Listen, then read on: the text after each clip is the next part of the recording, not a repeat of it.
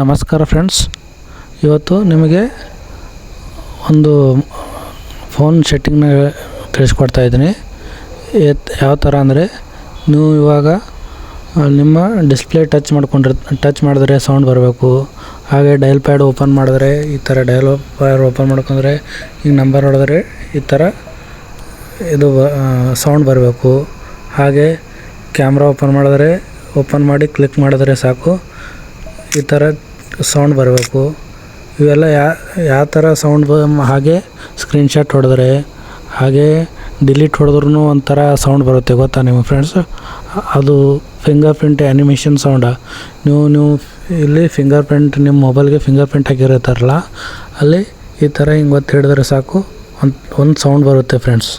ಹಾಗೆ ಇವೆಲ್ಲ ಇವತ್ತು ನಿಮಗೆ ಯಾವ ಥರ ಮಾಡಬೇಕಂತೇಳಿ ತಿಳಿಸ್ಕೊಡ್ತಾ ಇದ್ದೀನಿ ಫ್ರೆಂಡ್ಸ್. ಇವತ್ತು ಇಲ್ಲಿ ಸೆಟ್ಟಿಂಗ್ ಅಂತಿದೆ ನೋಡಿ ಫ್ರೆಂಡ್ಸ್. ಇಲ್ಲಿ ಸೆಟ್ಟಿಂಗ್ನಲ್ಲಿ ಹೋಗಿ ಇಲ್ಲಿ ಕೆಳಗಡೆ ಬನ್ನಿ ಫ್ರೆಂಡ್ಸ್. ಕೆಳಗಡೆ ಬಂದರೆ ಇಲ್ಲಿ ಸೌಂಡ್ ಆ್ಯಂಡ್ ವೈಬ್ರೇಟ್ ಅಂತಿದೆ ನೋಡಿ ಫ್ರೆಂಡ್ಸ್.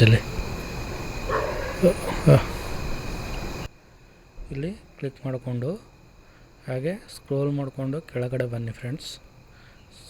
ಬಂದುಬಿಟ್ರೆ ಇಲ್ಲಿ ಕಾಣಿಸ್ತಾ ಇದೆ ನೋಡಿ ಫ್ರೆಂಡ್ಸ್, ಏನು ಹ್ಯಾಪ್ಟಿಕ್ಸ್ ಆ್ಯಂಡ್ ಟೂನ್ಸ್ ಅಂತೇಳಿದೆ ನೋಡಿ ಫ್ರೆಂಡ್ಸ್. ಇಲ್ಲಿ ಇದನ್ನು ಕ್ಲಿಕ್ ಮಾಡ್ಕೊಳ್ಳಿ ಫ್ರೆಂಡ್ಸ್. ಕ್ಲಿಕ್ ಮಾಡಿಕೊಂಡು ಇಲ್ಲಿ ಸ್ಕ್ರೋಲ್ ಮಾಡಿದರೆ ಇಲ್ಲಿ ಇವೆ ನೋಡಿ ಫ್ರೆಂಡ್ಸ್, ಮೋರ್ ಸೌಂಡ್ಸ್ ಅಂತೇಳಿ.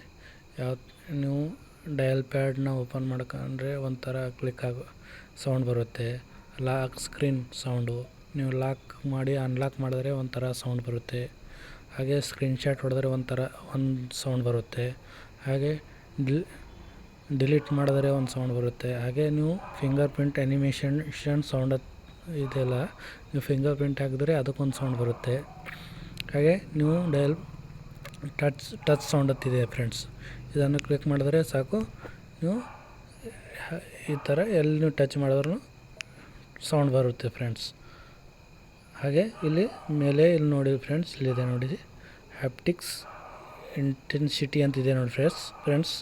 ಇದನ್ನು ಫುಲ್ ಮಾಡ್ಕೊಂಬಿಡಿ ಫ್ರೆಂಡ್ಸ್. ನಿಮಗೆ ಮಾಡಿಕೊಂಡ್ರೆ ಸ್ಮೂತಾಗಿ ಚೆನ್ನಾಗಿ ಸೌಂಡ್ ಬರುತ್ತೆ ಫ್ರೆಂಡ್ಸ್.